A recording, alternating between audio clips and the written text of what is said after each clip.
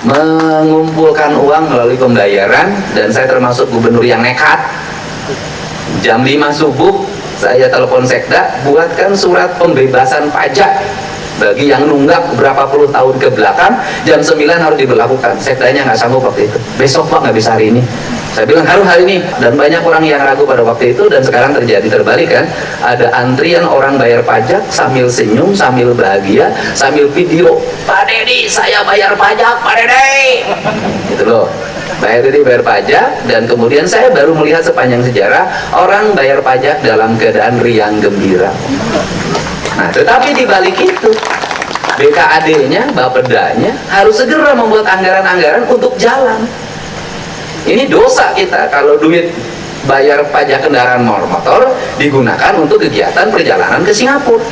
Nggak bisa, itu dosa gede. Sehingga itu harus jadi jalan. Maka bulan Juli, Agustus kita ingin melihat seluruh jalan di Jawa Barat tertata, rapi, bersih, indah, ada garis pengamanannya, ada CCTV-nya, ada PJU-nya, ada gapura-gapuranya, sehingga orang mengatakan kita bayar pajak hari ini benar, kita mendapat layanan jalan yang baik, dan nanti tahun depan mereka akan bayar pajak dengan serentak. Ini penting. Jadi ya, Kepala Samsat juga jangan bilang saya capek sampai malam jam 9, ya sudah, kalau capek saya pindahin. Pasti nggak mau. Besok tidak boleh lagi pegawai Samsat ada selempat-selempit, ada setor-setor pada pihak lain yang bukan peruntukannya. Saya akan berhentikan, akan saya proses. Jadi saya ada maafkan ya. Kalau yang dulu-dulu katanya ada setor pada A, pada B, 50 juta per minggu, udahlah, oke, saya tidak akan mengungkit. Tapi mulai hari ke depan nggak boleh. Ada duit itu, setorkan lagi ke kas negara. Setorkan lagi ke kas negara. Kenapa? Anda sholat tiap hari, Anda pergi umroh tiap waktu, tapi duit pendapatan daerah Anda berikan pada yang lain, Anda berdosa sepanjang. Ini harus. Dan nanti kita akan menggunakan sistem digital, semuanya akan tertata. Saya ingin pemerintahan ini baik. Ya, gitu. Tegak lurus, nggak usah mikirin gubernur, karena gubernurnya duda, tidak perlu biar rumah tangga. Nah, kemudian saya ucapkan terima kasih juga pada jajaran Bina Marga. Saya nitip pada PU, Kepala UPTD, ya, saya titip jalan di Jawa Barat harus bersih, Pak. Jaringan aliran sungainya harus bersih. Kenapa? Kita harus mengikuti garis takdirnya Allah, Pak. Allah menurunkan hujan, itu jatuhnya harus ke tanah, dan kemudian harus dialirkan ke sungai, dari sungai harus ke laut, Pak. Tidak boleh dia muter di jalan. Jadi solehnya Kepala UPTD Bina Marga itu bukan hanya salatnya, solehnya bukan hanya pergi umrohnya, solehnya ketika jalan raya ketika hujan tidak ada kubangan, jalan raya ketika hujan tidak banjir, jalan raya ketika hujan drainase, jalan raya saya ingin suatu saat melihat Kepala UPTD hujan-hujanan ngontrol jaringan drainase jalan, tidak ada sampah, dipastikan tidak ada jalan bolong. Anda umroh tiap waktu, tiap malam tahajud, ada jalan bolong, orang lewat jatuh dari situ meninggal karena jalan berlubang itu, kemudian meninggal karena anak yatim yang besok tidak terbiayai, Anda berdosa. Di luar negeri Anda bisa digugat di class action dan minta ganti rugi. Saya tidak boleh di Jawa Barat begitu. Ada jalan bolong, Anda bertindak. Kalau tidak ada duitnya, tidak ada, bilang sama saya, pasti saya perbaiki waktu itu juga. Ini penting, Pak. Ini berjihad kita ini. Nah, ini penting. Nah, kemudian yang berikut, Pak Menteri Agama, kita ucapkan tepuk tangan. Terima kasih atas kehadirannya. Belum tentu orang yang arif dan alim dalam ilmu keislaman berani datang di tempat ini, karena nanti di video disebarin. Tapi beliau dari tadi mohon izin, saya mau memvideo, video aja minta izin, artinya orang punya kealiman. Kalau orang nggak punya kealiman, main video saja. Ucapkan terima kasih. Mudah-mudahan di alam yang terbuka ini kita bisa menafakur diri bahwa kita adalah manusia yang sama dan akan kembali ke tempat yang sama. Amin ya rabbal alamin. Dan seluruh jajarannya, kan Pak Kanwil, Pak Staf Ahli Kementerian Agama, pasti berpikir ini adalah lulusan pesantren, kiai atau haji, padahal orang yang memiliki keyakinan Protestan. Kristen Katolik, tepuk tangan.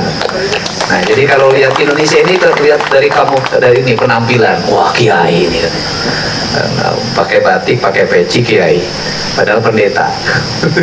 Kemudian semua yang hadir di sini, teman-teman sekretaris daerah, Pak Direktur Utama BJP dan seluruh karyawan. Yang pertama, saya tuh kalau dengar lagu itu selalu berurai air mata, karena saya selalu memaknai dari bait ke bait. Yang pertama saya jelaskan, lagu yang pertama namanya Kidung Siliwangi. Kidung Siliwangi itu adalah kidung kasih sayang. Kidung itu adalah pancaran hati, ucapan rasa yang dibuat dalam lisan yang bertanak tangga nada. Sesungguhnya bercerita tentang apa sih?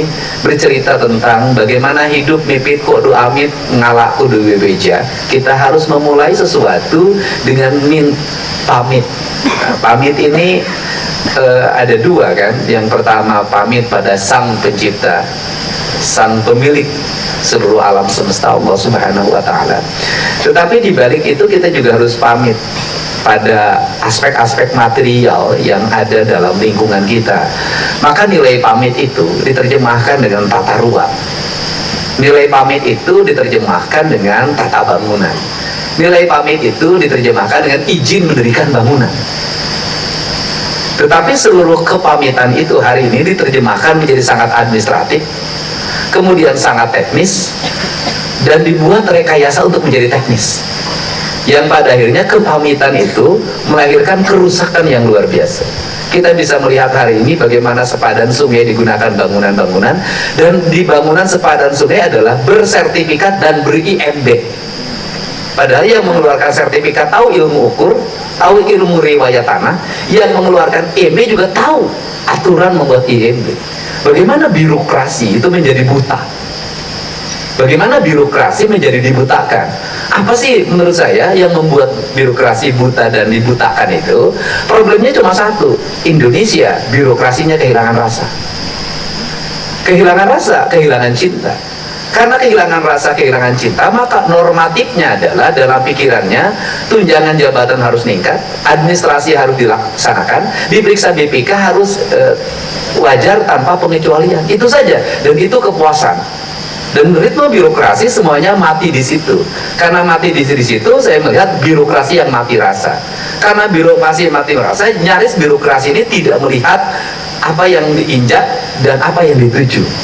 Karena tidak paham apa yang diinjak, apa yang dituju, maka bangsa akan kehilangan arah. Kalau bangsa kehilangan arah, maka akan lepas kendali. Siapa generasi yang lepas? Anak-anak kita. Anak-anak kita adalah sudah menjadi generasi yang lepas, dan itu lost generation. Maka lahirlah generasi hari ini yang saya di barak militerkan. Nah, sesungguhnya mereka hasil karya siapa? Hasil karya kita semua yang menata pendidikan tidak berdasarkan rasa, menata birokrasi tidak berdasarkan rasa, membuat bangunan sekolah tidak berdasarkan rasa, membuat jalan tidak berdasarkan rasa, membuat trotoar tidak berdasarkan rasa, semuanya tidak berdasarkan rasa. Akhirnya lahirlah penghuni jagat Indonesia, manusia yang tanpa rasa dan perasaan. Dan ini adalah lonceng kematian. Karena lonceng kematian, saya selalu ingin membuat pendekatan, tidak pernah apel, tidak pernah apapun. Saya ajak dalam setiap waktu untuk masuk ke ruang terbuka, kita baca puisi, kita dengerin lagu, kita dengerin air, agar kita hidup kembali. Agar kita hidup kembali. Mari kita hidupkan sesuatu yang telah mati saat ini, agar kematian ini itu berubah menjadi kehidupan. Dan kita termasuk orang-orang yang dibangkitkan. Kalau kata Pak Kiai, dibangkitkannya nanti di alam mahsyar. Sebelum dibangkitkan di alam mahsyar, kita bangkit hari ini dulu deh, gitu kan. Kita bangkit. Saya minta ruh-ruh yang ada di gedung sate, ruh yang ada di gedung Pakuan, ruh yang ada di seluruh kantor dinas di seluruh Jawa Barat, di kantor-kantor KUA, di kantor-kantor Kementerian Agama, di madrasah, di sanawiyah, di aliyah, semudah-mudahan menjadi ruh yang hidup, bukan ruh yang mati. Mudah-mudahan ini harapan saya. Nah, kemudian kedua, dan kemudian sebenarnya Kidung Siliwangi itu bercerita tentang filsafat, tentang teologi. Teologinya apa? Orang Barat itu materialisme, hidup itu mengeksploitasi, membahagiakan, kita menaklukkan. Nah, orang Timur hidup itu tidak ada eksploitasi, tidak ada koloni, Yang ada adalah simbiosis mutualisme yang disebut dengan silih wangi, silih asa, silih asi, silih asu, silih pikanya. Kalau bahasa Pak Direktur Bank Jabar, nu jauh orang dekekeun, geus deukeut urang layetkeun, geus layet urang paheutkeun, geus paheut silih wangikeun. Artinya apa? Sesuatu yang jauh itu dibuat menjadi dekat, setelah dekat kemudian dipaheutkan. Paheutkan itu artinya dibuat janji, kemudian disatukan, disenyawakan, disarundeuk saigel sabobot sapianean. Ada 3 kalimat, ada yang direndeukeun, ada yang digerakkan, ada yang menggerakkan, dan ada gerakan.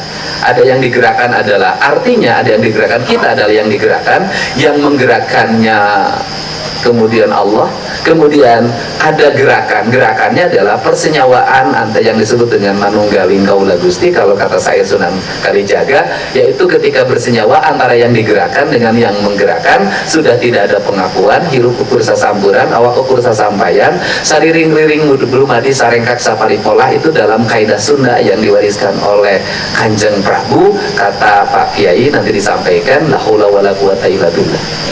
Prinsip-prinsip dasar itu sebenarnya itu melahirkan keterpaduan, sehingga kalau ketika orang bertanya pada saya misalnya, kenapa Kang Deddy tanpa konsep, kenapa Kang Deddy tanpa penasehat, kenapa Kang Deddy apapun, saya sudah pasrah pada apapun. Saya sudah pasrah, sudahlah, pikiran ini saya sampaikan, mau diterima atau enggak, langkah ini akan saya lakukan, mau dibenci atau tidak, bagi saya tidak penting. Yang penting saya melakukan sesuatu yang bisa bermanfaat bagi orang banyak. Titik itu aja. Kesananya saya mau apa, mau di apa, terserah saja lah hidup ini, karena harus ada yang berbuat. Kalau hidup selalu berhitung, yang tukang hitung tukang dagang, saya bukan tukang dagang. Ya, kalau hidup selalu berhitung, itu saya bukan tukang dagang. Nah, ini yang pertama. Nah, sehingga Siliwangi itu sebenarnya itu kaidahnya orang Sunda dalam bertuhan itu dia hanya 2 hal, Rahman dan Rahim. Orang Sunda hanya itu aja. Dalam bertuhannya orang Sunda itu hanya Rahman dan Rahimnya aja. Jadi di Allah teh cenah urang mah ujang geus neangan Rahman Rahim. Kalau kata nenek saya bukan Rahman Rahim, Bismillah ni Rahman ni Rahim. Nenek saya. Jadi hanya itu saja. Jadi Allah nggak nyari yang lain. Orang Sunda itu hanya nyari Rahman dan Rahimnya saja, tidak terlalu nyari yang terlalu banyak. Itu orang Sunda, tidak ngejelimet. Udah Rahman Rahim ati Gusti mah geus cukup eta. Makanya orang Sunda mah cukup Bismillah aja untuk ngobatin apapun. Nah, itu yang kedua. Nah, yang kedua itu agak saya peluk anak saya nangis. Kenapa? Karena lagu itu sangat pengalaman spirit. Pengalaman itu namanya Wahyu Kolosebo. Wahyu Kolosebo itu lagu yang menemani saya saat kalah di Pilgub Jawa Barat 6 tahun yang lalu. Kemudian saya menghadapi Tajuk Gede, yang itu areal prostitusi di Purwakarta, namanya Cilodong, yang tempat orang prostitusi. Kemudian saya rubah menjadi Tajuk, yang prostitutifnya saya geser, saya tanamin pohon, saya kembalikan ke Indramayu, ke Cianjur, kemana-mana. Saya biayain muncikarinya sampai lulus, anaknya tamat SMA. Kemudian saya biayain PSK itu untuk pulang kampungnya saya bekelin. Dan itu adalah orang yang saya membubarkan tempat itu dengan bangunan yang begitu banyak sendiri tanpa ditemani siapapun. Dan saya ngomong dari hati ke hati. Setelah itu saya bangun Tajuk Gede Cilodong. Tajuknya hampir nggak selesai. Serangan waktu itu, serangan politik ke saya sangat luar biasa, walaupun sudah kalah pilkada.